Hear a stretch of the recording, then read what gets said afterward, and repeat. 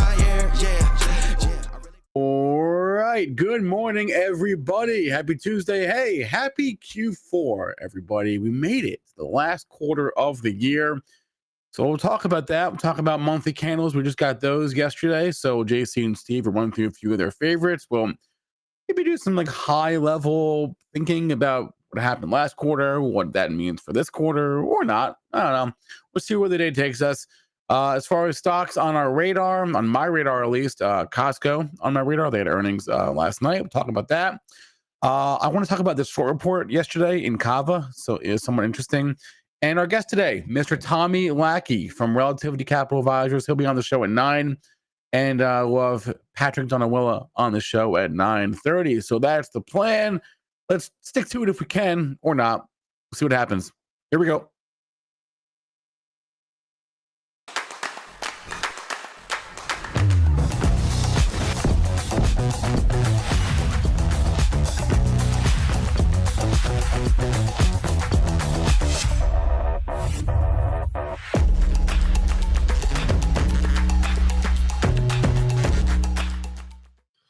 All right, ladies and gentlemen, welcome back. Is anybody else interested in the fact that China just closes randomly at the beginning of October for an entire week? Like, no big deal. I'll catch you next week. Doesn't matter what happens between now and then. Adios. Right? Pretty much. That's what they do over there. They just close for weeks randomly throughout the year. And let me ask you this, right? So is the argument that is like smart, that's cool, it's nice to take a week break, or is it just that the Chinese stock market isn't important enough to keep open during that period? Like the United States obviously cannot do that. The United States can't be closed for more than 3 days at a time unless there's some crazy natural disaster or terrorist attack or something like that. But in America, we can't do that because we actually matter here. In China, is it that they're so irrelevant that they can just shut down for a week? They probably have different priorities, right? I mean, but that's what I'm saying. I understand that it's different priorities. I guess it's a cultural thing, but also the fact that they can do that without without an entire global financial collapse. Like, you mean if we did that, the world would shut down? That's what you're saying? Yeah. Oh, perhaps. So is it that they're doing it right and they're thinking about it correctly, or is it that they just can because they don't matter that much? Like, which one is it, you think? I can tell you there's probably a bunch of people over in China that are pretty peeved at the market being closed now because the timing of it is not great because it's push your chips into the table time and it's closed. So what are you gonna do? All right. I just find it's just like an interesting conversation. Like, who was I talking to yesterday? They were like, oh, damn, I wish we did that. Who was it that was telling me that? Who was I on the phone with yesterday that was like, oh, that would be cool if we did that? Was it Phil? It was probably Phil. It sounds like something Phil would say, but I don't think it was Phil. Okay. I don't know. I forget who it was. I was on the phone with someone. They're like, oh, it's pretty cool they do that. I'm like, is it though? I don't know. All right. That's what I have on mind. All right. Here we go.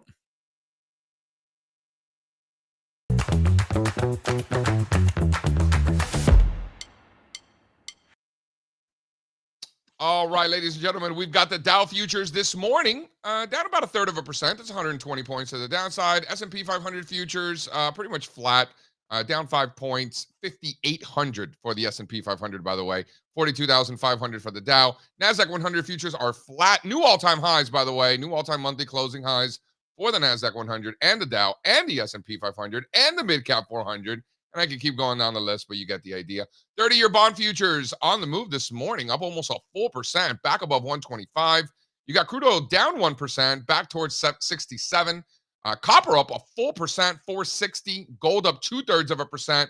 New all-time highs again, 26.76 for gold. Silver up 50 bips, 31.60, with the volatility index back down under 17. Of course, over in old funny money land, you've got Bitcoin up 500 points. That's 0.75%. This morning, 63,750. Ethereum 26 and change, up 1% on the day. Solana 156, up 2.5% on the day. Binance, I might need to stop quoting Binance when we do this morning rundown because it sucks. Up 2% on the day, 578. Total crypto market cap, Spencer Israel, $2.2 trillion. with Bitcoin dominance still above 57%. How do we feel about this morning's futures? We feel great. What I mean, We, yeah, the Bulls are in control. What's not to feel good about? well, you own stocks. Now, if you did not, that would be a bummer. Would it not? Uh, yes, that would probably be a bummer, and this is why, people that get that talk about getting out before shit hits the fan don't realize that getting out is not the hard part. It's getting back in. You have to be right twice. Be right twice. You have to be right on the way out and on the way back in. And that second time was really difficult. So, better to just stay in, I say. Well, I guess it depends on what your objectives are. That's true. So utilities led the way last quarter, up almost 20% for the quarter. Real estate up 17%. Industrials coming in at number 3, 11.5% for Q3. Financials up double digits. Consumer discretionary up double digits. So when you have these charlatans telling you that the fact that utilities are leading and that's somehow some kind of warning for some like epic event that's around the corner or some nonsense like that, we know they're either lying to you, which happens quite often. They lie to you, or worse, in my opinion, they haven't even bothered to look. They didn't even look, right? They're just very sad souls. So utilities leading is not bearish. Utilities were a leader the entire bull market from 2003 to 2007. Remember that bull market? It was a glorious bull market. And Uh, utilities were no, yeah, it was not a glorious bull market. yeah, for energy and for utilities, but And financials and and industrials and bank and materials okay, and yeah. emerging markets, and I can keep going, right? I think you were in diapers during that bull market, I right? definitely How was old are you? not paying attention to utilities. I'll tell you that. You were not. I was there, front row seat, buddy. I was there, Uh, front row seat. It was there were parties. Parties were very frequent. A lot of open bars. It was a glorious time. And so if it was just utilities, or if it was just consumer staples, that would be one thing. But if financials and industrials and consumer discretionary are all up double digits for the quarter, bro, you're not going to convince me that it's some kind of defensive rotation because mathematically, it's just incorrect, right? It's just incorrect. Utilities are doing great. They had done pretty shitty for some time. Hey, stocks go up in bull markets. Utilities are stocks too. Stop being so racist towards different sectors, right? Like that, like there's like real discrimination against certain groups of stocks. Have you noticed, Spencer? I take that personally. well, when one group dominates for as long as tech has, with pockets of weakness here and there, but by and large, it's been pretty consistent for the last 15 years, right? Yeah, it's been a massive technology has been a massive underperformer this year. Right. Like I said, pockets of weakness depending on I mean, we're uh we're in Q4 already, and it's been underperforming the entire year. Also, small cap technology has been underperforming the entire year. So technology, contrary to popular belief, has been an afterthought throughout 2024 at both the large cap um and the small caps. I I wouldn't know. It's not right to say they've been an afterthought for the entire year, right? Because Well, they peaked on a relative basis in January, and we are now in October. So you're maybe not talking the about, whole year, but like, I know, but you're talking about technology more broadly, but like within that, there clearly were pockets of strength, right? The I mean, the semis, small cap technology on a relative basis peaked in the summer of 23. right? Actually made new relative lows this month. So small cap tech, massive underperformer. Large cap Right. tech, just normal underperformer. But the way I think people look at it is like as long as like something in technology is working, then like technology is working. So in this case, the semis were working right really really well until when like June, right? Um, Well, for the so record, technology and semis have done well. They're just having a hard time keeping up with the rest of the market, is all. I mean, the NASDAQ 100 just closed at an all time high. So, it's not like again, tech is like a right, disaster right. and like everything's falling apart. Technology as an index came within a nose hair of a new all time monthly closing high as well, right? Yeah. So I think you're splitting hairs a little bit, right? I mean, um, You know, most well, things, I'm just reiterating your point. Like tech yeah. has had its moments of underperformance. This year has been one of those moments all year. Large caps, small caps don't matter. Technology has been an underperformer. It's just what it is, and it underperformed last quarter too. Let's see. We're looking at, let's see, technology. Technology was flat for Q3. Fun fact, flat for Q3, while the S&P 500 was up 5.5%, the Dow was up over 8%, and technology was flat. Speaking of underperforming, so it might not make people happy, right? No, people are happy when technology is outperforming. I know, and you're seeing massive pessimism out there across the board. One would think, with the Dow making all-time highs, S&P new all-time highs, mid caps new all-time highs, Qs new all-time highs, like all of these things, you would think that investors would be slightly more optimistic. As it turns out, the number of bears has increased all year. We're still in the upper end of the range in number of bears, towards the lower middle end of the range in terms of number of bulls. You got the volatility index up at 17. What do you think people are so scared about, Spencer? I think maybe I don't know if they're scared. I think we haven't reached like mania levels yet, like, and we won't get there until like Bitcoin breaks out, right? So I think people who are like on the long end of the risk curve are looking at like you said, tech underperforming relatively speaking, or they're looking at Bitcoin still kind of languishing and crypto by and large kind of languishing, and they're thinking, oh man, when does the party start? So speaking of parties, why don't you take a look at these trannies making new 12-month highs? Dow theory enthusiasts going wild out there. Trannies making new 12-month highs. Rotation, rotation, rotation, huh, Mr. Spencer? I like how Steve asked the other day, we were talking about China, and he said, okay, so where is this money coming from? Because it's got to come from somewhere, right? It's a zero-sum game, unless it's coming from the sidelines, which I guess is possible, but it's got to come usually out of something into something else. Rotation, as you always say, JC, is the lifeblood of a bull market. So always important to pay attention to where we're rotating, either globally or here in the US. And transportation, I did not realize this, JC. So that's why we look, Spencer. Yeah. That's why we look. We take the time. Why don't you go to the next one? This is the Dow Jones Industrial Average. This is the world's most important stock market another index. all-time high. New all-time highs again, right? So it's not like, oh, random new all-time high. No. This has been happening because it's been a bull market, and new all-time highs are something that you see quite regularly during bull markets. I would encourage everyone to go back and study every bull market in history, and you know what you're going to find? You're going to find a lot of new highs. You're going to find a lot of new highs. Next chart, please, Spencer Israel. This is what makes the people, this is what gets the people going. I don't know what it means, but it's provocative. New all-time highs for the Nasdaq, new all-time highs for the S&P 500. These are the indexes that the kids are following these days, Spencer.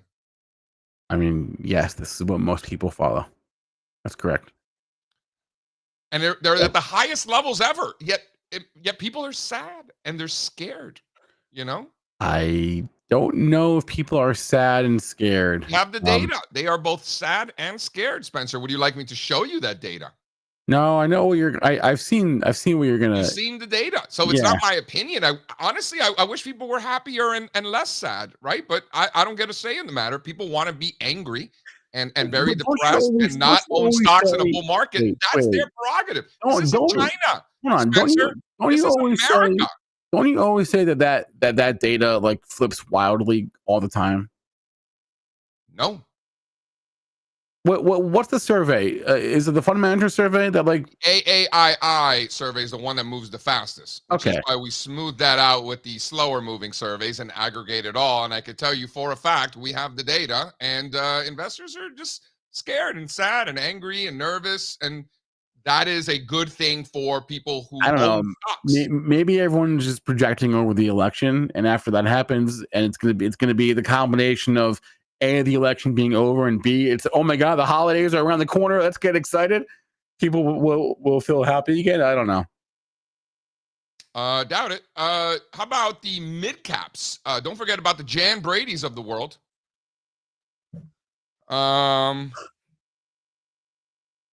Yeah. Nobody cares about the mid caps.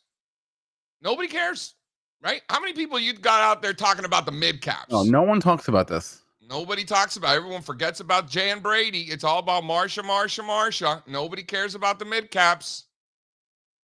Remember Chris Berman with Marshall Falk? Marshall. Yeah.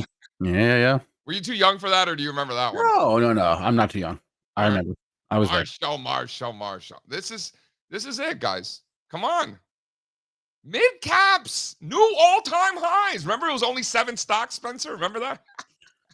I think we are long past that, JC. How about how sad it made some of these folks? You can go to the next one. How sad. Remember, let's just notice over the last 2 years how sad people have been that small caps have had a hard time keeping up with the performance of large caps, almost like if it's like weird and unusual that the best stocks are doing the best, right? Like, remember, like, oh, small caps are warning of this massive event that's coming any day now. It's going to come any day now. This big event, right? Who was the person that said that? The first time I ever heard that you want was it Ari Wald? You want your best players to score the most points? Someone said that on a show like I think it's like a Todd Sohn thing. Like there's nothing wrong with the best players scoring a lot of your points. He said that on our show like a year and a half ago, and that like changed.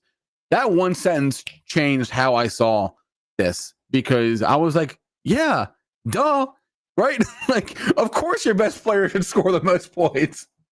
It makes so much sense. Yeah, and in the market too, because contrary to popular belief, we live in a market cap weighted world. Like, I know it makes people sad. They're like, well, everybody should be equal. And, we should, well, everyone's not. You've got smart people and dumb people. You got rich people and poor people. You've got good companies and bad companies. I mean, that's just what it is. If you suck, you're going to get kicked out of these indexes. If you're good, the indexes are going to own more of your stock. That's how this works. That's why it works, right? If you suck, beat it. You're gone. See ya, right? And if you're good, you're going to carry a higher weight, as you should, right? If you're scoring a lot of points, you're going to get more playing time, Spencer. Isn't that how it works? Usually that's how it works. That's how it works. And so we're looking at small caps in general. And Dawson doesn't like the fact that the Russell 2000 is at the same levels it was since February of 2021. Yes, that's right. By the way, so is the S&P 600, right? Now, when you look at a lot of these things, Dawson, and you look at a lot of these indexes, sector indexes, individual stocks, when they get to this point, what has happened? Have they completely fallen apart? Or have they ultimately broken out and started making new all-time highs, right? Look around, right? Look around at some of these other indexes. Also, the Russell 2000, Dawson, remember, has like 250 biotechs in it and like another 230, 250 regional banks. So the Russell 2000 very specifically has a ton of weighting in regional banks and biotechs. And if those groups are not in favor, they're going to have a hard time doing well. I would encourage you to look at the small cap industrials that are up 14.5% this year. Small cap financials are up 15% this year. The Russell 2000 is only up 11, right? For example. So I would look at the individual sectors, and you'll see that at the individual sector level, they're doing great. Should we hear from Kenny Glick? See what he's watching? All right. We should. By the way, over the last year, small cap financials are outperforming the S&P 500. And then you got the industrials and discretionary keeping right away. So if you look over the last year, Dawson, over the last year, you got financials, industrials, and consumer discretionary all either outperforming the S&P or keeping up with it over the last year. But what happened a little over a year ago? We had some serious chaos in Bankland, right? So they're coming off of a period of March of 23, bro. All right, a year and a half, whatever. Yeah, fine. Then take that out. Just look at discretionary and industrials. Are those groups outperforming historically a bad thing for the market? No, I'm just saying you're coming off a period where they were getting killed, and so now they're outperforming because they were getting killed. And to your point, Spencer Israel, everybody looking for a bear market, everybody telling me how this is exactly like it was in 2007. We just had 2 bear markets, like back to back. Wait. Whoa. What? We had one? Nope, 2. We Did I had miss it? COVID, and then we had the 22. Oh, does COVID count? Does that really count? It was so quick. It was so fast. Does COVID count? One of the biggest crashes in the It history was of. so. It lasted like 3 weeks, man. All right, well, it lasted longer than the crash of 87. I don't know. Chat. Does March 2020/April, does that count as a bear market? I mean, it was a reset of price and sentiment. You could call it whatever you want, Yeah. but you had it. Yeah. Followed by the greatest 52-week period in the history of the stock market, followed by a bear market, and now we're just coming out of that. So we've already had 2 bear markets this decade. Yeah. Wild. And yet people want another one? Like, you want another one, guys? Like, come on. Like, have you not studied history? Like, it doesn't No. work like that. I mean, I it would. could. It could. I Is would that something prefer you wanna not to make, though? relive 2022. Thank you. That would be good. Okay, let's bring Kenny on. Everybody says it counts. Fine. All right. Everyone says it counts. It must count. Ask Kenny. It's been a long time coming. They ain't come from my club, they took it. Putting up numbers, 99 pounds, and I still kept it 100. Hola. Yeah. Kenny. I tell you, there actually is no bear market. It's all an illusion. It's All the an illusion. media tries to do, all the message boards, all the websites, all they try to convince you is that you should be scared and take your money out of the market. So when you do, then you have to chase back in, and the shorts have to cover, and we never go down. It's a Trust me, facade. I'm a long-suffering bear, and I do love a bear market because it gives you opportunities like Carvana at 750, and you get wonderful opportunities to buy stocks that you I gotta wish you tell you, bought. Kenny, I love bear markets too. I don't know why that pisses everybody off so much. Like, cheer up. Bear Yeah, markets are you a know what I great like? thing. If I wasn't on the other side of it for the first time in a long time, I like a volatility explosion because usually I feed into it, and I short it, and I do well. This time I caught me off guard. So again, by the way, I'm starting a GoFundMe page called UVXY Revenge Fund. So 5 or 6 years from now, when we have a volatility explosion like that, I'll be prepared to feed the beast and short that crap back to where it goes. But it's a great market. I mean, this is usually a boring time. August wasn't boring, obviously. September wasn't awful. And now what's the narrative? Well, we made it through September. Ooh, October's going to get us. No, it's not going to get us. Yeah, you know, we've gone back and we've looked at the data, and when stocks have done this well throughout this time of the year through September, that fourth quarter tends to be much stronger than normal also. Yeah. Also, when it comes to seasonality, we want to look after the fact and say and ask ourselves, well, did the market respect those seasonal trends or did it ignore them? And the market just laughed at those seasonal trends of September. lot like, of them. like funny, haha. Yeah, if you sold in May and went away, you missed most of the year. So Yeah, you suck. You suck yeah. if you did that. And August certainly wasn't boring, and a lot of the trends that I was used to didn't even come into play this year. So again, it is what it is, and as the kids will say in a couple of weeks, this is the most important earnings season of our lives. Of course, we know it will be. They always are. Right. Kenny, what's on the radar? What's on the move this morning? China is closed for a week because they're not that important, so they could just close for an entire week. We can't do that in America. But what about what's on the radar this morning? There is nothing moving. It's like the market is off today. It's kind of weird. There's a weird. I'm trading some, loser stock called Duo. It woke up yesterday. It's still in play today, but Duolingo? yeah, DUO. I don't know. It goes by on the ticker. Next thing you know, we're that's not involved. Duolingo. It hasn't really worked out for me today. So never mind. That is very much not Duolingo. yeah, garbage.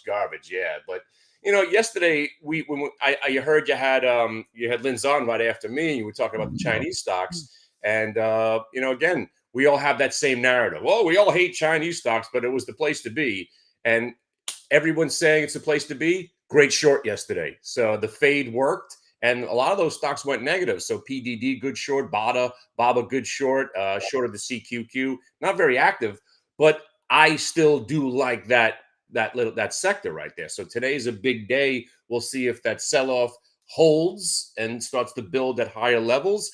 because if Baba turns again, I still think it's going to 120. But man, I would love to see it back at 98, under 100 for a second there. So I'm just looking at that. And again, we only have about 11 days left to the banks start reporting. And listen, I'm not a bull or a bear right now. I kind of like the environment we're right now. Bullish-ish with sideways action, and dips are being bought and rips are being sold. This is a day trader's market right now. Give me one more that's on the move. You know what I've been watching is Alcoa. I got the break. We're flirting with 40, and I'm a fan. I've always had good luck with Alcoa. You're such an old man, Kenny. Can you Alcoa and BTU? How about some Peabody for you? Dude, the kids these days don't know nothing about Alcoa. Wait, I'll give you another one. What did I trade? What did I look at the other way? Oh, Pitney Bowes. Somebody asked me about Pitney Bowes. Wow, boomer alert. Now we're going Xerox old school. Yeah. Oh wow, Pitney Bowes. Pitney Bowes. Wow. I didn't even know they were still out there. Wow, that is a name I haven't heard in a minute. Yeah. The BTU Alcoa trade it's looking pretty good, and the cliff, trying to see if that cliff can get over that 1350 area. And that's basically it. We're just coasting. We're coasting towards earnings season. Not going to get too aggressive, but here comes my duo at 350 again. So just got about above VWAP. Wait, can I ask? Small cap industrials. What is Pitney Bowes? I don't even know. Is it an industrial, like logistics, freight, and shipping stuff? Oh, I thought it was like in a small investment bank for some reason. Nah, it's like a homeless man's UPS or something. Oh, yes. There you go. Right. Yeah, exactly. They somehow have 10,000 employees. Yeah, what was I looking at? Also, it was an old school name. I forgot what it was, but yeah, along those lines. But here comes our duo. Hey, finally over 350. So again, not much going on this morning, but we go where the action is, and I'm sure things will pick up as soon as the market opens, and then we'll be ready to rock. So I'll see you guys in the room. Hey, we're actually getting paid now. Hey, thanks DUO for the win. All right, Kenny. Jump in Kenny's room, everybody. Jump in Kenny's room. Give him the link. Let's not talk this stock up, please. Thank you very much, Kenny. I didn't make it break VWAP. I'm just a vessel. See ya. Okay. PJ calling me out for calling Kenny old when I'm bringing out the Brady Bunch references. So fair point there. Fair point. But by the way, someone called me out in the chat earlier, and they're absolutely right. I think I misspoke. I said at the top that Costco had earnings. I think I had a dream about Costco having earnings. Seriously, I think that's why I thought that. They didn't. I don't know why. So I don't know why I thought that. But Costco did not have earnings last night. They had earnings a week ago, and I'm pretty sure I dreamt about Costco last night, and that's why I thought that. So I apologize. Real quick before we bring on today's guest, can we just talk about? Actually, Kenny's right. There was really nothing trending this morning. When I look at like what's up and what's down, it is not a lot of interesting names, right? On the overnight movers. Like United Food, Natural Foods, UNFI is up 11%. I think they did report actually, but like not a lot of action overnight. Yeah, DJT, the Trump's thing is up almost 6%. But yeah, Strazza, what's going on, man? Hey guys. Steve Strazza, before I hop, I haven't looked at all the monthly charts yet. I looked at some of the more important ones, particularly in U.S. equities. I haven't gone down the international rabbit hole. I got a lot of rabbit holes I got to go down at some point today and tonight and tomorrow morning for that matter. Just right off the bat, other than China, what was the best monthly candlestick? Can I give you a sleeper monthly? Yes. Sleeper monthly. Sleeper monthly. There are better sticks out there. But than China? Than what I'm about to say. But don't sleep on coal. Look at something like Peabody on the monthly. It I don't know, 6-7 months. That was some stick. That was some stick. I'll give you that one. I mean, it's no China. It's coming out of a range. Saying. Yeah. All right. By the way, Pitney Bowes, Steve Strazza, founded in 1920 in Stamford, Connecticut. So my apartment. Shout out Art Bar. Do you remember Art Bar? So my apartment, where I lived, 101 Park Place on South Side. So the opposite side of exit 7 or 8 when you're getting off of 95, not the downtown side. It had a beautiful view of the water, but mostly the Pitney Bowes building. I would just, from my balcony, I would stare at the Pitney Bowes building, and the Ponus Yacht Club. And what did they do wrong that they're like one of the Make- best ever at losing shareholder value? They make like office products, right? I don't think it's a great business to be in. Aren't they like a WB Mason? Yeah, it's like stamps and stuff. When you got to like ship a bunch of stuff, it's a shitty business, I guess. We use the internet. So there's this thing. It's called the internet, like computers, stuff like that. Yeah. Probably not the best for their business over the. Dude, this thing years. fell 90% over the last couple of decades. But anyway, shout out Pitney Bowes, Stanford. Shout out Connecticut. Stanford, Connecticut. Shout out. That was my Merrill Lynch internship 20-some years ago. Stanford, Yeah, Connecticut. it's a great place. It's a great place. I'm Beautiful so place. excited for Patrick. He's moving to Stanford. No, he's not. I don't think he is. He better not be. Yeah, That would be a bad idea. Maybe he is. Maybe I'm just starting rumors. Maybe he should. I don't know. But Yeah, I think he really there's something shouldn't. I don't think Patrick There's was no going. reason for Patrick to live in Stanford. There's nothing wrong with Stanford, Connecticut, but there's no reason for him to live there. There's just like He doesn't even play golf. What the hell is he going to do in Connecticut? It's just like Stanford's not like a place for golfers to go. You It's a great only satellite cross the city. border into Connecticut if you play. If you don't, you're gonna find yourself lost. I guess the point I'm trying to make is that if And you have to somebody call sandwiches. What do you guys call them? Grinders? Something Grinders. That's not weird. the point I'm trying to make is that if somebody were to come to me and ask for advice, hey, I want to live near the city, but not in the city. I want to be a close train ride away from the city, but in a nice place that maybe even has a city life of its own. I would say Stanford, Connecticut. Don't Nah, be you're crazy. probably better off in White Plains. Oh, stop. Listen. Portchester at least has some character. White Plains, I don't know. I like White Plains. All right. In fact, when my grandfather came from Cuba in 1962, he went straight from Cuba to White Plains. Really? Fun fact. That must have been a culture shock. You think? All right, guys. I'm out. Adios. Have a good one. Jason's going to prepare for his conference call. Drop the link if anybody wants to join us for the conference call tomorrow. It's gonna be sick. So, have you guys had a chance to talk about how the Dolphins are literally the worst team in the No, league? we haven't. But I want to bring on Tommy Lackey as well. I didn't get the chance. I should have brought up the Dolphins. I didn't want to like rub salt in the wound. I don't want to like. I have no dog in this fight. I'm not gonna like They're hold so on. bad. All right. They couldn't score a touchdown in 3 games. I know. All right. Well, let's talk relative strength and weakness, if there is any. Sure. There always is, right? Tommy Lackey's here. Let's bring him on. Jay, we've been friends for a long time. Make the call. I mean, this is pretty professional, guys. Nice show you got going here. Hey, Tommy. How's it going? Oh no, you're on mute. I Mute trick. Hold on. There we go. And you're right. Project it's Tenable in the chat. Portchester. I'm there. I'm bullish. How's it going, Tommy? Hey, Tommy, we still can't hear you. Wait, All right, how about now? yes. Can you hear me now? Perfect. Great. How we doing? Doing good. How about you guys? First off, how did you fare with the storm last week?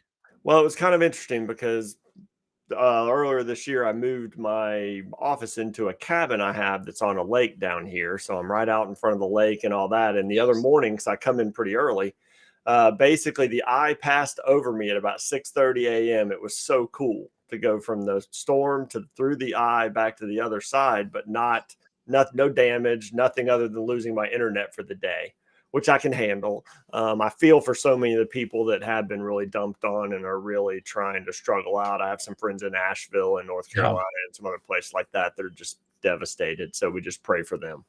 But Tommy, when that happens, isn't like if the eye passes right over you, this happened to us during Irma, like there are people very close by to you who got hit really hard then. Right? Augusta, about an hour, less than an hour, and I have some family down there that's a little less than an hour. They got hit really hard on one of the outskirts. They're still out of power. Most of the people from that town are coming towards us for food, gas, things like that. So the biggest problem with this storm, from what I understand, is that the damage occurred so far inland that nobody has flood insurance in the affected area. So there's a lot of that to where there are things of that sort. There's especially in North Carolina and situations like that to where it's going to be much more difficult. I think they said it dropped like 20 to 30 inches in less than 24 hours. And it's a mountainous area. So then you just start getting velocity. as far as how that water moves and what the destruction that it does. So it's very unfortunate. Thoughts and prayers with everybody. It seems to me that these hurricanes, at least lately, and this is a new thing. I remember growing up, it seemed like they're always hitting on the east coast of Florida, but they're just coming in like through the panhandle. It's like the West Coast every time over the past few years. I don't know if this is a trend or but feel for the West Coast these days. I don't know a ton about it, but I'm much less on the climate scare side of it and more on the side of that, it's just like big waves that go through every other part of humanity and everything else. That the world is just in a bunch of waves, and that's kind of where it is. It goes from one side to the other. Things just adjust back and forth. All right. So speaking of adjusting back and forth, rotation, broadening participation. What do we call this? Because I know internals are looking better today than they were probably the last time you're on the show. Yeah, I mean, it really is. Last time we talked about the fact that small caps really hadn't gone anywhere, but it looked like there was some opportunity there. And then we had that July move that was just woke everybody up, got everybody on the right. And then all of a sudden it just got slammed back down. It's just one of those things to where I think y'all had a little saying for it or something like that, as far as, it just kept thinking it was going to happen and it never quite made it out. And we do look like now, if you look at that monthly chart now and even the quarterly chart on IWM, it really does look like it's right there and it wants to make some moves. Now, again, we can't trade off a quarterly chart, but we still pay attention to them to kind of see, step back from where we are in it every day and every hour, just to kind of see how things, and y'all talk, I know a lot about the monthly charts, which I appreciate a lot more than most people do.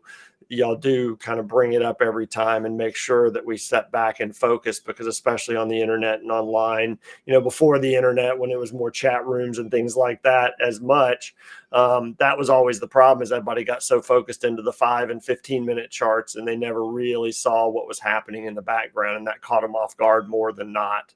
That's right.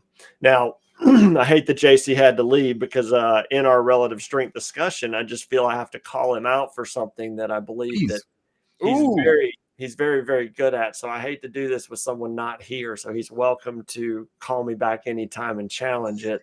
But the one thing he's real good at doing is picking data points. And he's right. They are facts, but it's kind of like statistics when you pick your sources and your starts and beginnings. And I'm going to call him out a little bit on the technology thing, because he was very adamant that technology hadn't outperformed. And I have to stick with where Spencer is actually the XLK. Its ratio did not peak until, didn't peak until July. But even more than that, he made the comment about it not moving anywhere in the third quarter. That makes me happier than sad. When I think technology didn't move anywhere in the third quarter, and then I step back and look at that weekly chart, I'm like, oh, look how beautiful that is. It gave us a whole quarter to get prepared. And it's more of a scenario to where underperformance, especially when you're dealing with relative strength, makes sense from time to time. And as we know, ebb and flow in markets, like the waves with everything else, it has to be kind of a back and forth thing. It can't all just be pushing forward. And that's where I think what we saw in technology, you can look at so many of the mega cap tech charts, even outside of the Mag 7, and you're going to see quite a few of them that look just set up so beautifully. Yeah. You just kind of rub your eyes and you're like, really? That's not what it feels like. So one thing I want to say about the outperformance in utilities, which that one might be a little different. And we talked about that last time I was here, is that might be not your normal utility defensiveness. And that looks like what it's playing out to be. But look at consumer staples. They're already back to the bottom of the relative strength pile. That, to me, is more of a defensive depiction right now than that, or even real estate, because real estate has the world's biggest tailwind if you start seeing rates come down even reasonably. Because if rates come down even a couple percent, that allows a much more reasonable refinance cycle for a lot of people who are caught on the wrong side, or who are caught on short-term 3 and 5 year loans that are about to reset. Yep. Housing market's about to go crazy, I think. Sorry. Yeah. Go ahead. How much of this outperformance in utilities is just these AI utilities? I mean, the two best stocks in the S&P 500 this year, pretty much. Well, one of them is even better than NVIDIA. It's this VST and CEG. These are the best stocks in the market. They're utilities. Yeah, and that is where your outperformance is coming, and everybody's hoping to continue to spread. But the other thing also people don't realize is utilities are also usually very heavily debt ridden. So basically, as interest rates come down, that helps them as well. So that's a tailwind for utilities a little bit as well. And when do interest rates typically come down? As things are bad. Well, this is the one time in quite a while, most of my career, not all of it, that we're having interest rates come down when the economy is not heavily rolling over and not in trouble.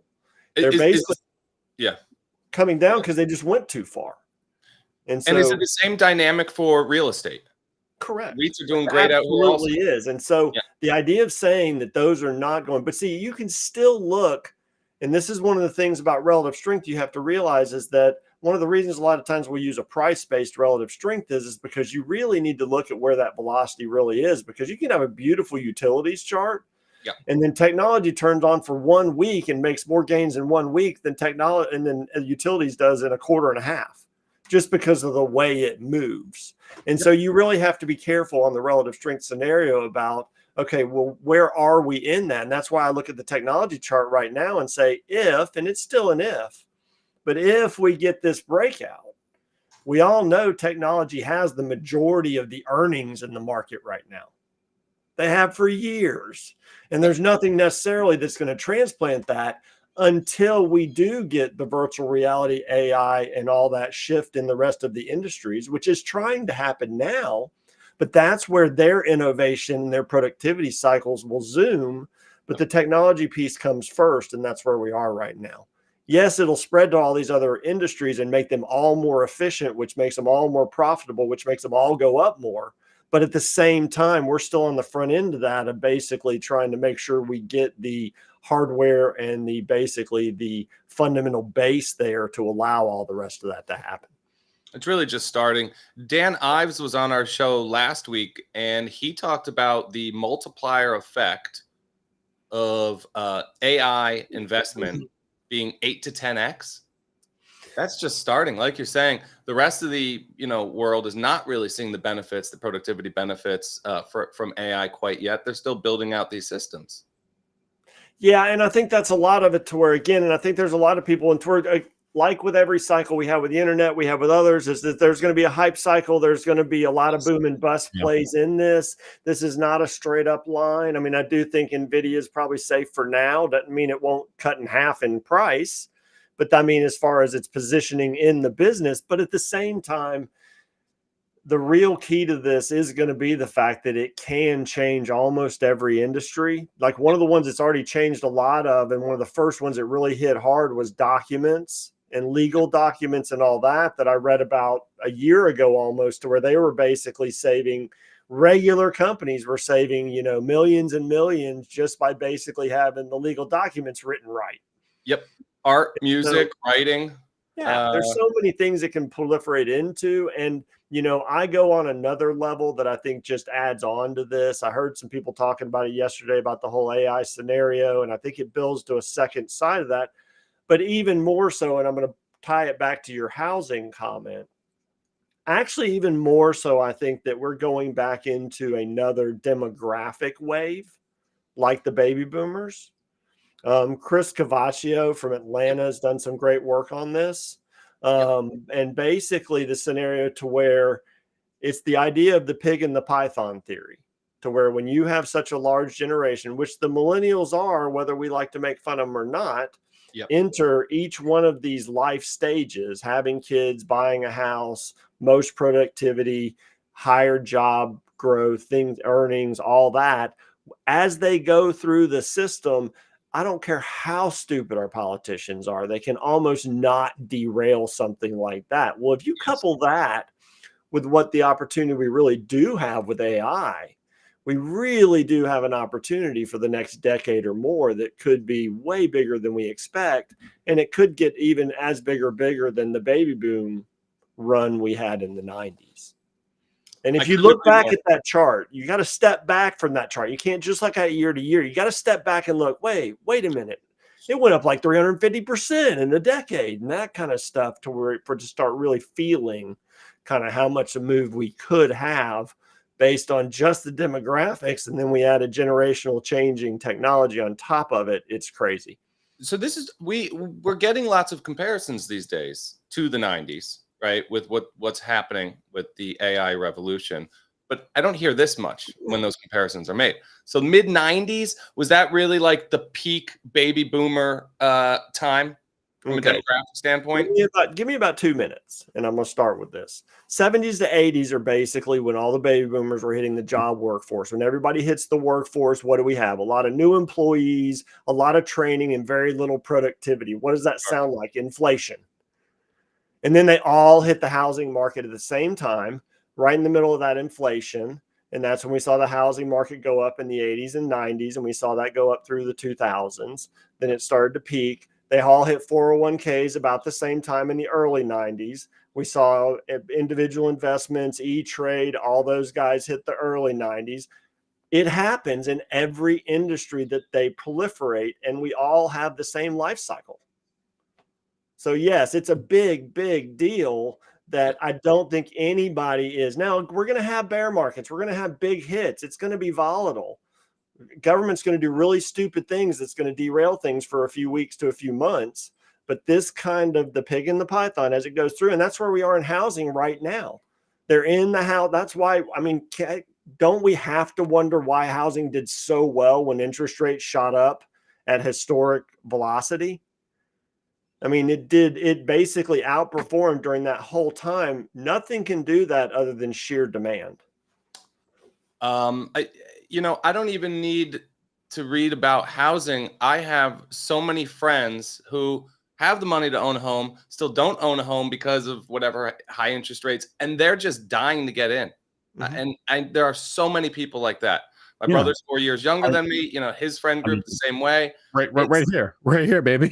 Dude, it's so many people. It's so many people right now. And like Tommy says, you get to a certain age, maybe you're done living in the city. A lot of times you just become a forced buyer in the real estate market. You can wait, you could try to time it, but with real estate, you're just trying to get in. So that incremental demand in that market is very real. So shout out millennials. We're so glad to have you. Yeah, I mean, it really is much better than we expected. And it really is a scenario to where not only do you have the millennials, but you also have the people right before it. I don't know which generation that is, but right before that basically what you're saying, Spencer, and what you're saying, Steve, is a lot of y'all waited and didn't really want to buy houses back then because of the great financial crisis spooked a lot of people. And so now we've got a whole nother 5 to 10 years of buyers that are flooding in the same time as well. So, I mean, that's kind of a perfect storm there, but it really does have the scenario of those that demographic wave coming through, and that's going to go through all the markets. So how far will you look out, Tommy, with your relative strength work? In other words, you're looking at the data today and you're thinking, okay, over the next X long time frame, I expect or anticipate these groups will outperform. Well, I've told my clients for 2 decades now that I'm never going to try to project or view out or anything longer than 6 months because I think it's just foolish. Right. But I have a 3-month, a 6-month, and a 12-month relative strength that I run and I use for different reasons. But I actually was one of the originals back in, I think, 2005 or 6 that developed a 3-month relative strength because I wanted it for swing trading. And that's what my main was on my side. My default on my side is 3 months. So it's more a quick relative strength because I want to know when things are starting to turn. I don't want to wait until they've turned for a year. I want to know when they're just starting to outperform. And then I can do the chart work necessary to decide whether I want to take that commitment or not. If you had a crystal ball and you had to make a call on what sectors you think will be the best next year going out past 6 months, what would you think? Do you think this run just continues to be driven by technology or somebody else really takes the lead by then? I think that, again, I don't ever play politics based on politics. It's like any other news. I wait and see what happens and I just react to it. I want to steal that line. I don't play politics based on politics. I just basically react to whatever happened. It's like any other news. It's what's the reaction, not what's the news. So I don't care who gets in. I want to see what they do. But as of right now, and from a demographic standpoint, I think you got to start where we're starting. It's going to continue to be housing. It's going to continue to be the basic build up stuff. It's going to go into investments right now. It's going to go into, I mean, you're seeing brokerage and finance being one of the better scenarios, Yeah. and I know financials have led, but I want to make sure everybody understands is that in our strongest bull markets, financials are not always the leaders. Sometimes they're a mid player in the big, stronger bull markets. They're kind of like some of these other areas. They're great base investments, but they just don't have the velocity you might want if you're in that kind of a growth-based market. Is So it just a beta situation that you're describing? I think communication, well, kind of, yes. But I think you're talking about as well, again, where money's flowing. They're the ones that have the money, but the money doesn't flow to them that much. And right now we're in such an innovation stage. It's where the money is flowing. I'd rather buy the software company that's innovating financial services like Jack Henry or something like that than I would an actual bank. But that's just me on that scenario. It doesn't mean they won't outperform and there won't be a time for a trade, but they're not one of my base growth players. But like right now, I mean, communication services still looks great. And it still has a lot of the internet in it. That's still where a lot of money's going, especially with a lot of the changes we're seeing. I heard some people talking last night about, that I thought was very interesting, about the potential for AI and how much we're going to have a hardware upgrade cycle as soon as it hits individuals. And I think that's one of the reasons that Apple continues to perform, even though I've said for years, Apple is a service company now.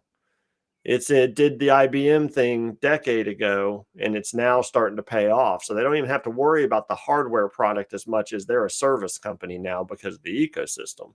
They've been telling the market that for 10 years. I mean, and that's kind of where we are. Is I think you're still going to see the lead there, but I think where you're going to have the hidden gems that you kind of have to find individually, and even some of the sector-based stuff, is you're going to find it in things like industrials and things like these other companies that are able to uptake AI to make them more efficient quicker.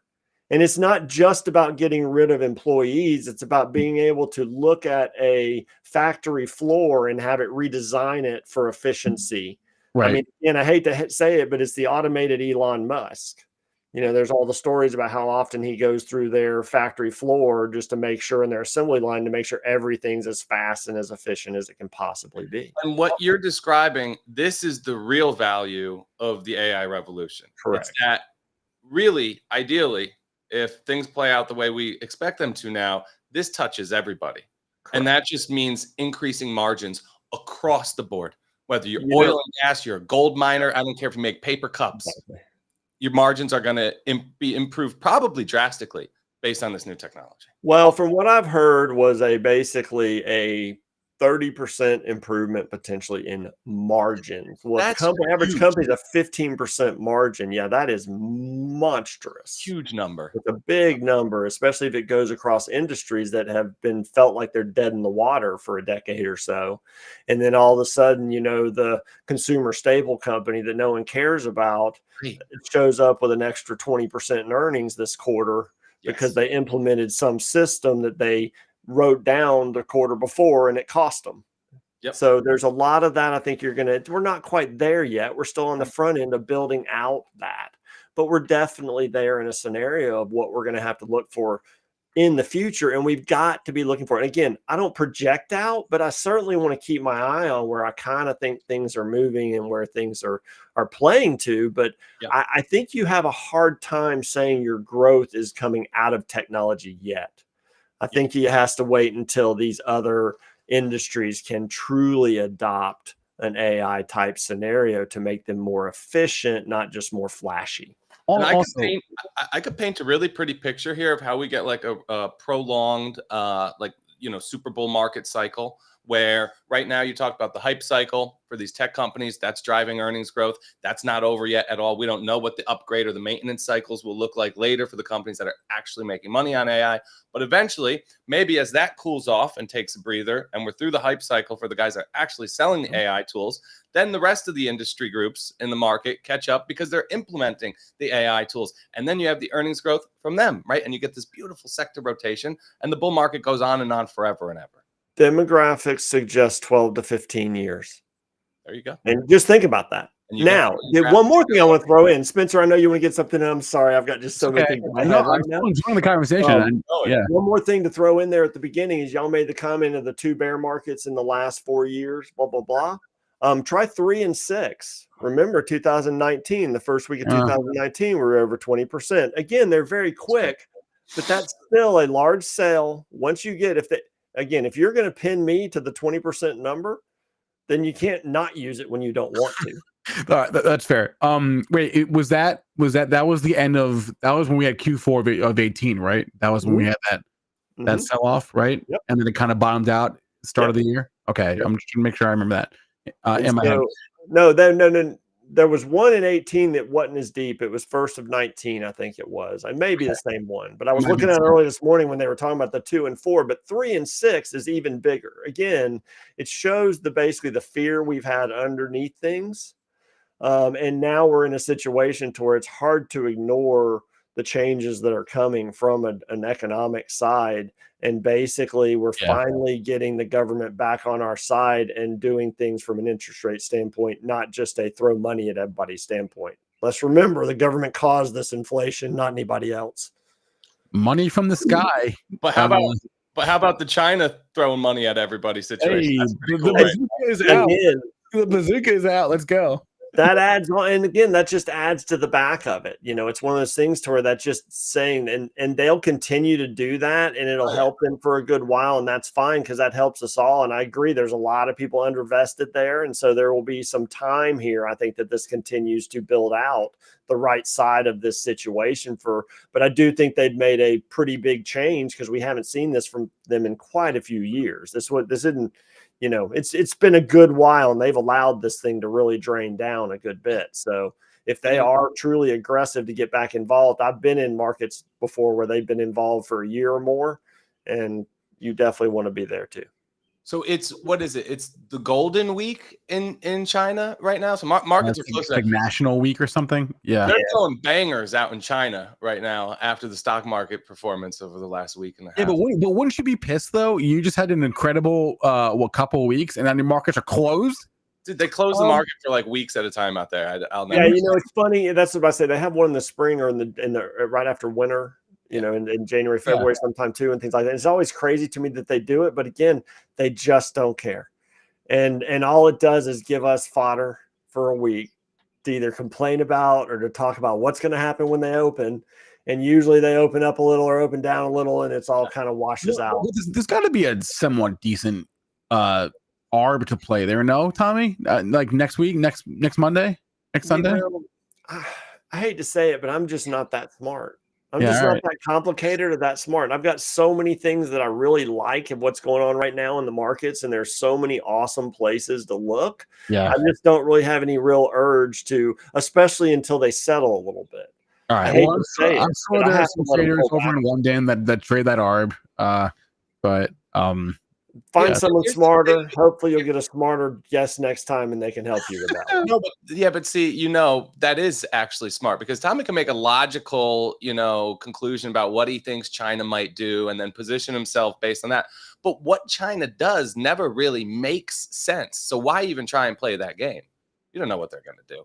I also think that they probably dragged a lot of gains forward, knowing that the market was going to be closed for however many days now. Oh, interesting. That's why the fireworks were so big. Interesting. There's certainly definitely some optics that were played with all this, and there's certainly some question on whether if they don't continue, how much it helps. And that's something we'll watch after this week comes in. We'll see what kind of happens.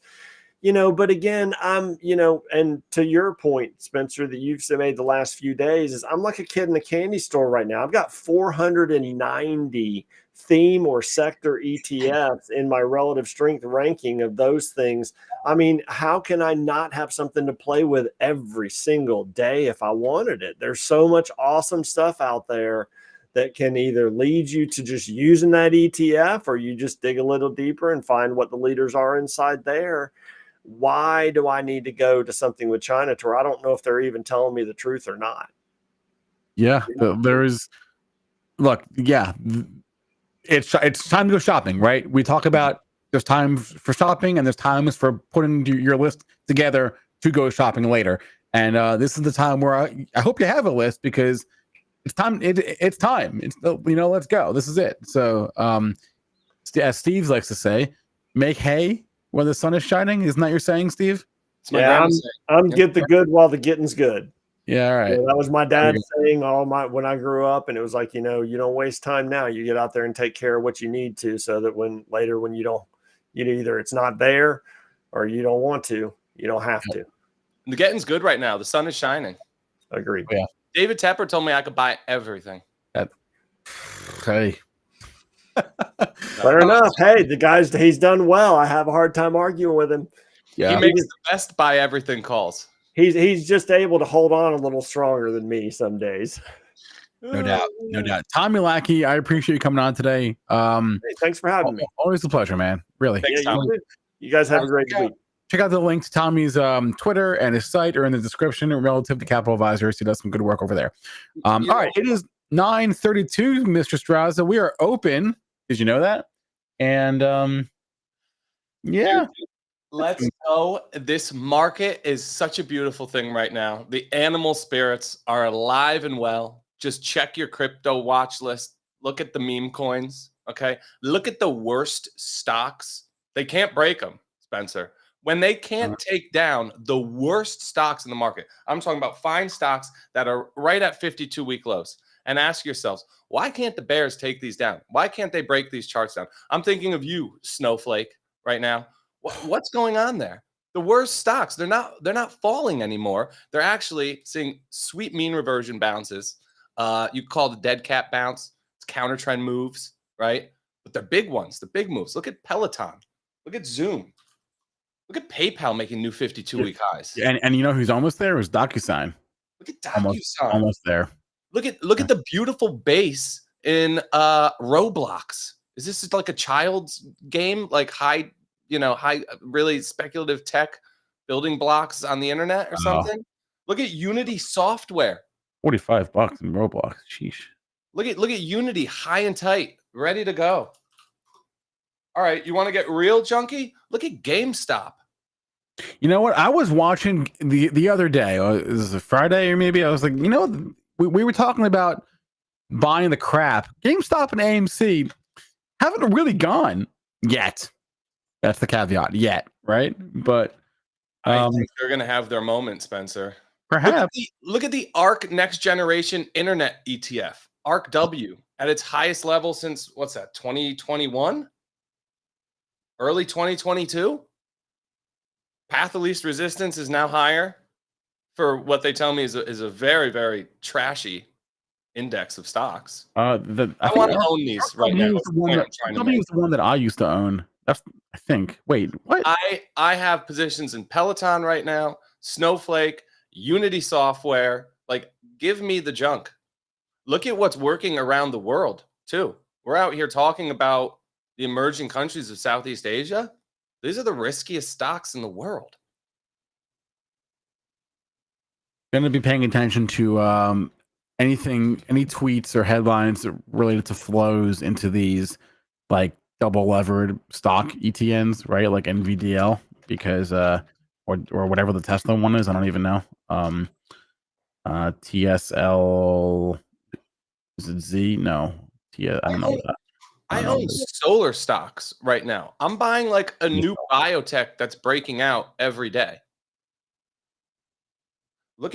So here's the bottom line. If your stock is not going up now, then maybe consider going elsewhere with your money, right?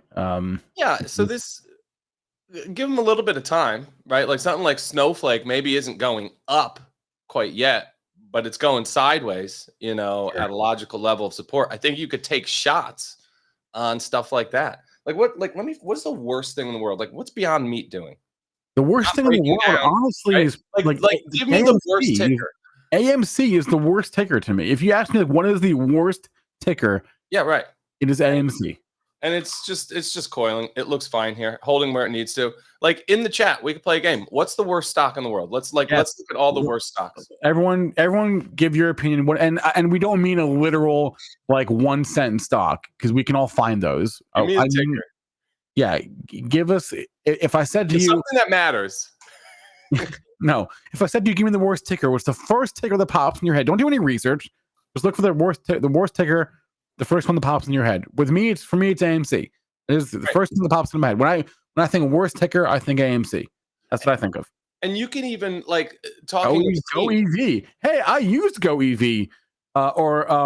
Is this a Chinese EV? Oh no, maker? I didn't know. I'm sorry, I was thinking of EV Go. My bad. Yeah, that's pretty bad. That's a good one. That's pretty bad. Yeah, okay. Canoe. Yeah, Canoe was pretty terrible. Okay. Yikes. We'll give you that one. But yeah, Tilray. Let's talk about the pot stocks. They're coming in. Whoa, we got some good ones here. Come on, guys. Disney, Penn. Come on. No, but so seriously, look at Disney. It's okay here making fresh multi-month highs.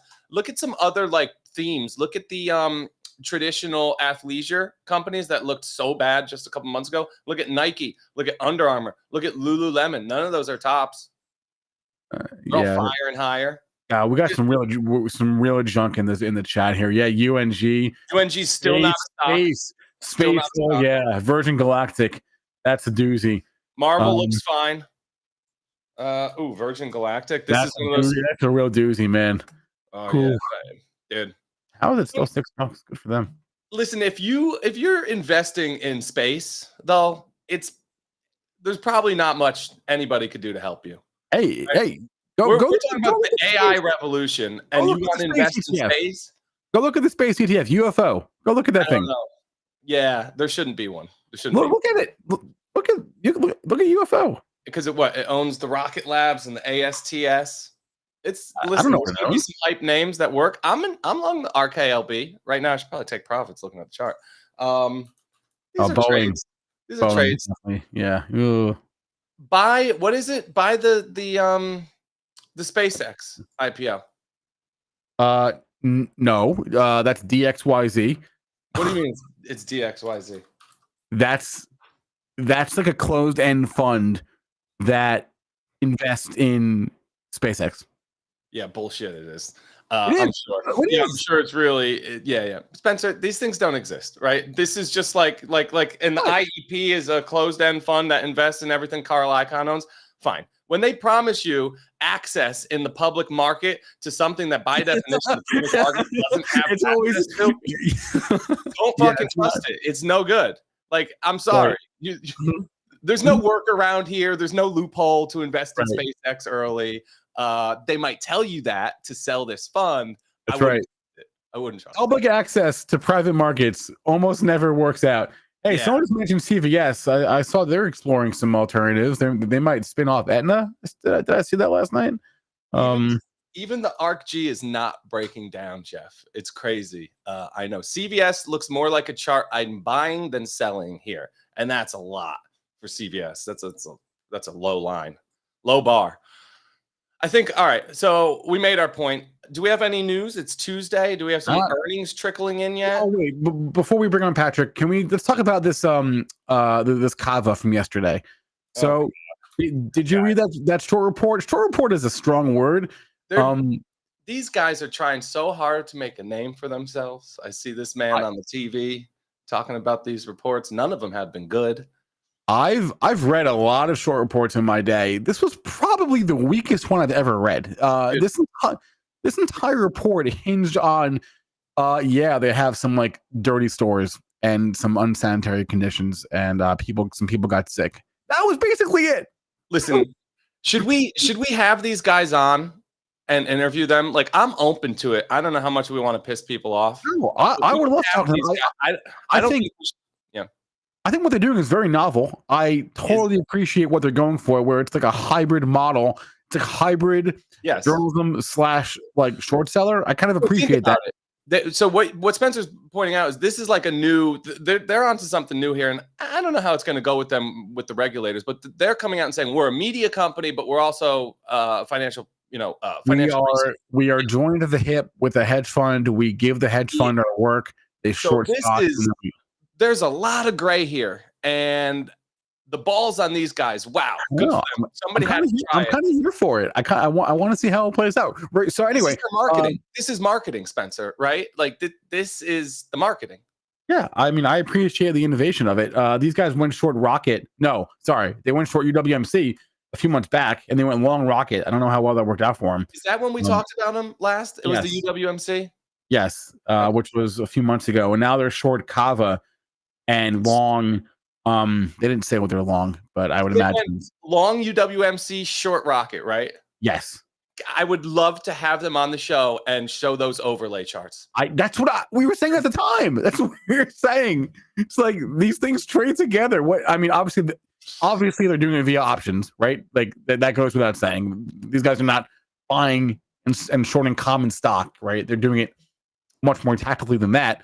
But what's the over under? How long until the first Wells notice? I don't know if you're gonna get one.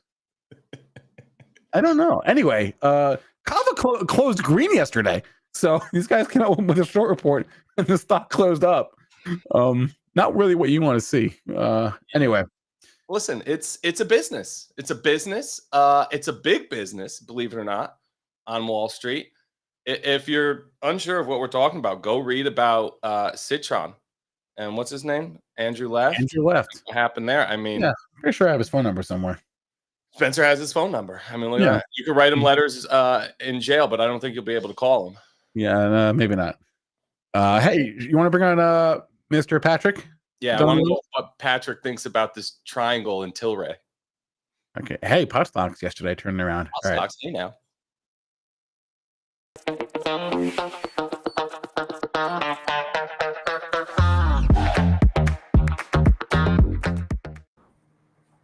A triangle in Tilray, you say? It's big. Like, what is it? Is it good for you? Honestly, I just pulled it up and I thought I was looking at the VIX for a second. This thing. Dude, the way these things trade. Yeah, because they'll just rip all of a sudden, and then there's some news. Oh, all of a sudden the federal government's finally going to legalize, and then they're not. Dude, it's the ultimate like Lucy with the football thing. The federal government and cannabis. Rachel, that's a good question.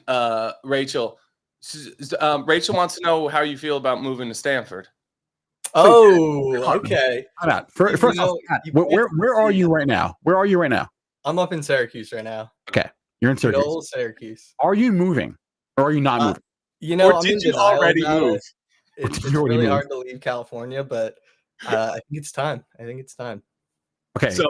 So Pat, do you have an announcement to make? You're live on the morning show. Oh man. Okay. Yeah. I guess so. There you go. Where are you moving to? Do you even know? Probably back to the city. You don't know is the answer. I don't know. No, correct. Yes. I'm pushing for Stanford. I really think it would be good for you. Listen, I think it makes a lot of sense. It does. It really does. Really nice place. Good living out there. You can move to Brooklyn and live with my brother in like a one-room apartment and have no money. Where is he these days? Oh, he's in Williamsburg. All right. But back to this triangle. It looks like we're a couple days away from a headline that says the federal government's going to legalize. The thing's going to be up 30%, and then the week later it's going to be down. Do we have the IIPR chart? Stanford's not boring, Mark. And you know what, chat? Shame on you. I think you guys were having a debate, like a rent versus own debate in the chat. Oh my god! Yeah, what a great debate that was on the chat. Chat was terrible. Come on. You got to own things. What are you guys doing? Stop it. Oh, I'm not even going to engage because this is going to go on for a half hour, and I don't want to go there. Spread that propaganda. Just stop it. I remember when you and JC got into this one last year. I'm not engaging. Yeah, JC's not here to school us about how you should lease your cars. All right. IIPR, Innovative Industrial Properties, Inc. You get about a 6% yield here. I don't know if they pay it monthly or quarterly, but some of these REITs will pay it monthly. They don't touch the pot. They don't grow the pot. They don't have to worry about somebody stealing the pot or where they're going to hide the money. They rent the buildings to the people who touch the pot. This is not it's not rocket science. It's not like a genius idea here, right? It looks great here too. They buy properties. They outfit the properties as grow centers or distribution centers or dispensaries, and then they rent those properties out to the people who want to take the real risk in this industry. Notice how this chart looks way, way different from all the other pot stock charts. Also, this company has been raising their dividend for like 7 straight years through this bear market for cannabis. Oh, good for I don't know them. if there could be a worse time for an industry as, like the bad time that cannabis has fell on recently. This company's growing their dividend through it like nothing ever happened. How do they do when it's a bull market and it's good times for cannabis?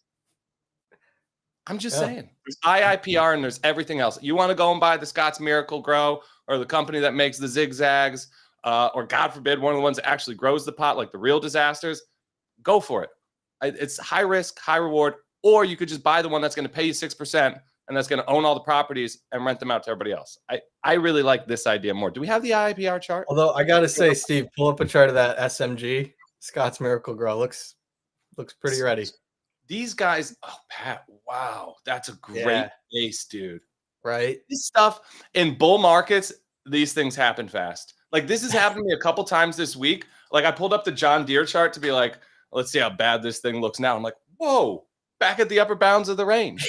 That happened fast. But Scott's Miracle Grow, they made a huge bet on pot back in, I don't know, 17, 18, like early adopters. They want to be the place that sells you everything that you need to grow the pot.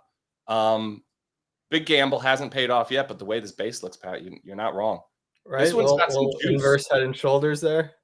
What they did was they made too big of a bet so that they literally became a pot stock. They have had a beautiful anchor Actually, no, the Wall Street treats them like a pot stock. Most of their business is not cannabis. Spencer, but here's the thing. 25% of the revenues come from the pot business. Okay. All of their growth. If it doesn't. What? Oh. So 75% of it doesn't come from the pot business. Just stop.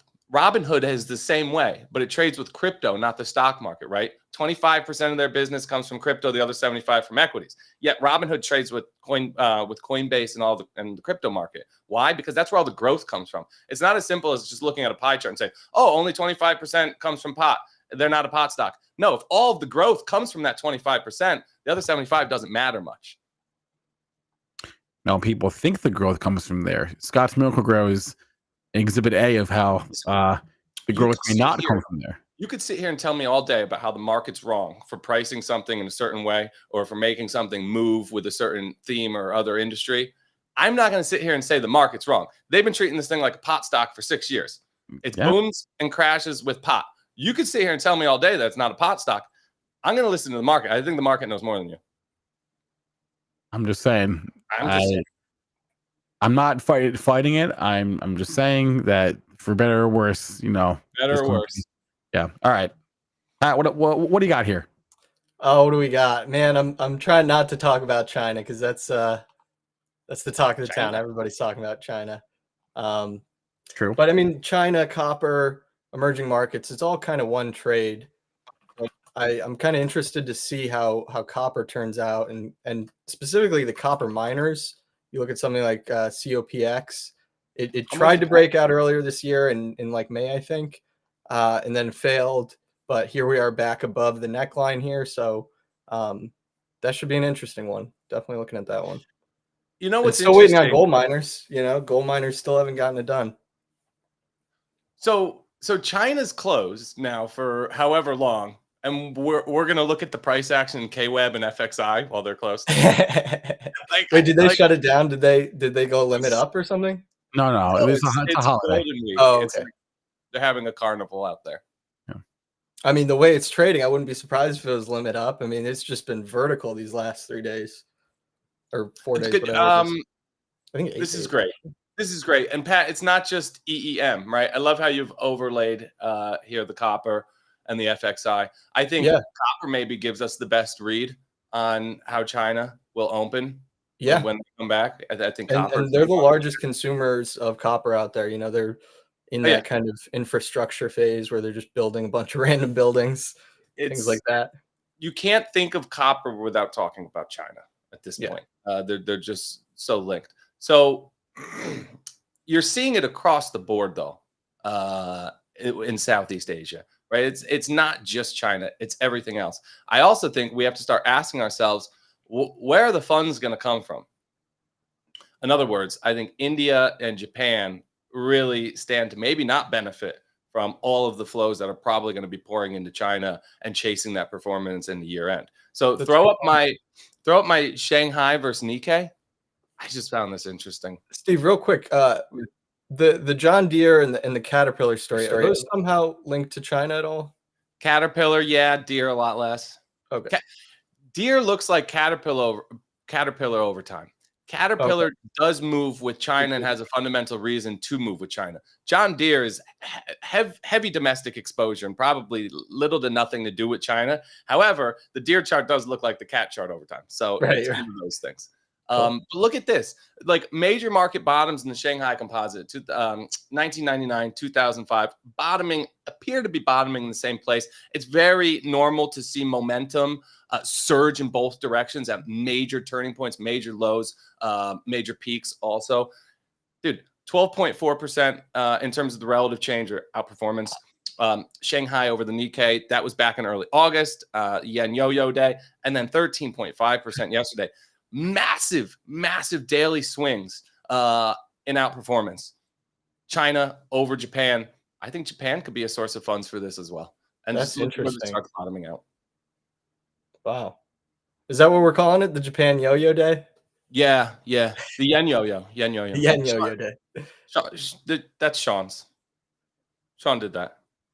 I don't think we can call it Volmageddon. I think that's already taken. Volmageddon was, what was that, 20? That was with the fund.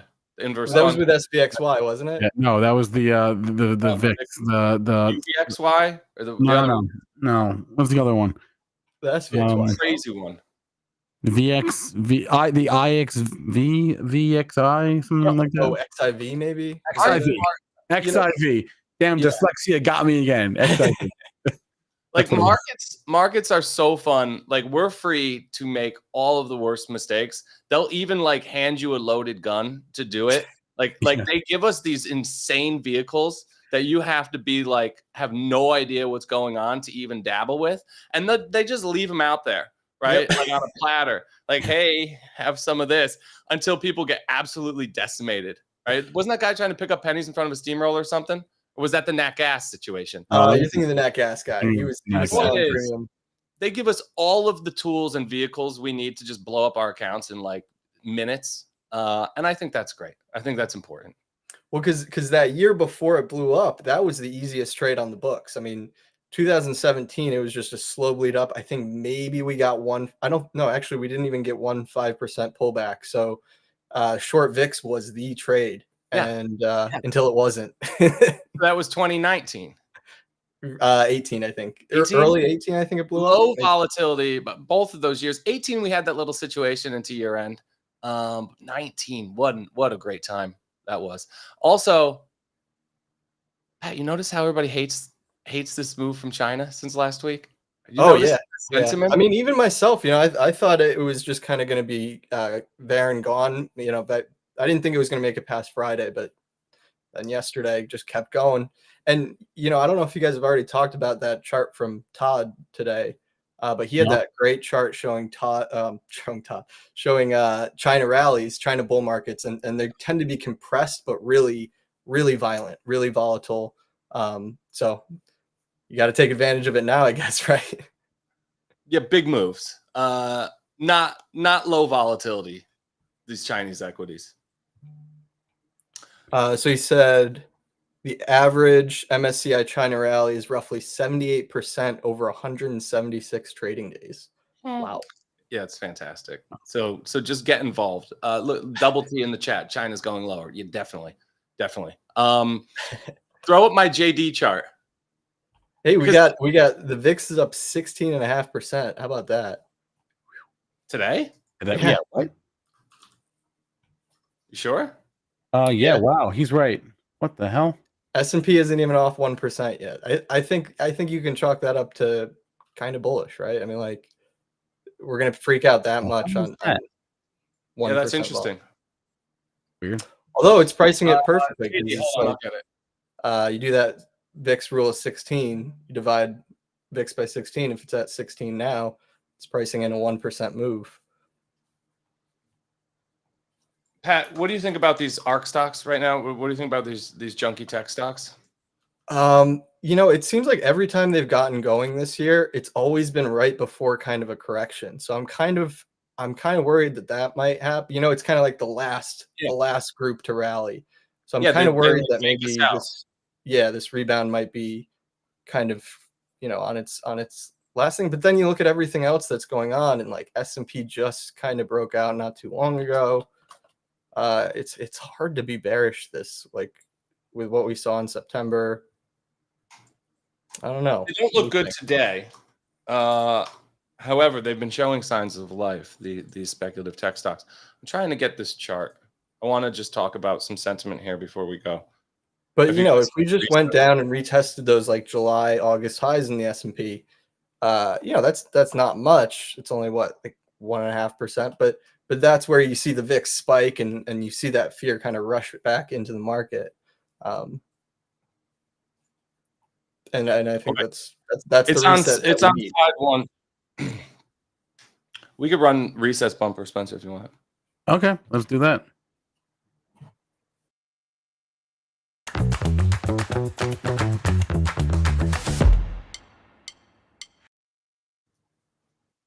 Does anybody want to dunk on the Dolphins for recess? No. I was just going to say that, like on the topic of sports, I think that the last 2 weeks of March are probably the best time on the sports calendar, but the second best time on the sports calendar is the first 2 weeks of October, and we got baseball playoffs starting today. We get football, obviously. The NBA and the NHL are literally around the corner. It is a good time to be a sports fan right now. You every other year you have Ryder Cup also. Sure, if that's your thing. Which is really the best golf event there is. President's Cup is it's hard to watch, but I'm with you. The sports have been good. Sports have been really good. Yeah, just a great time on the sports calendar. Next week. If you don't have anything, I'll talk about my Asia sentiment. Go for it. What is this? So everybody's aware of how washed out sentiment is for Asia. Everybody knows the commercial property issue that's been well advertised. We know the issue with the government and the lack of favorability towards capitalism, yet they're trying to have like a capital market system that works. So there's just a lot of stuff there that doesn't work. Everybody knows these problems. However, if you looked at the stock specific level too, there were so many signs at the bottom. I mean, things were so absolutely washed out and beaten down. Throw up the JD.com chart. I had that chart in mind when you were talking about that. I mean, these guys have been around for a long time. The company's been public for longer than Alibaba, right? So this has always been one of those e-commerce growth stories for China. Walmart has had a monster stake, 5 to 10%, changed over the years since 2016, owned up to 10% of the outstanding shares in JD.com. Not anymore. They capitulated just late August, sold the entire stake. We're done. Wow. Okay? Done at the bottom. The NASDAQ 100 capitulated. JD.com was included in the NASDAQ 100 for 8 years, since 2015. Wait, right? they got booted? Booted them in December. Really? This is the kind of stuff you see at major bottoms. And this is just one example. We could go on down the line. We could talk about, Jack Ma is missing. Like, the sentiment stuff, it's everywhere. Where's Jack Ma? It's crazy. So it doesn't take much when sentiment is that bad, right? So this thing's up 50% in 2 weeks. Think about where it came from. Think about the sentiment, right? Think about the attitudes toward these stocks. Nobody owns them, which means there's a ton of people on the sidelines that could potentially buy them, bid that price higher.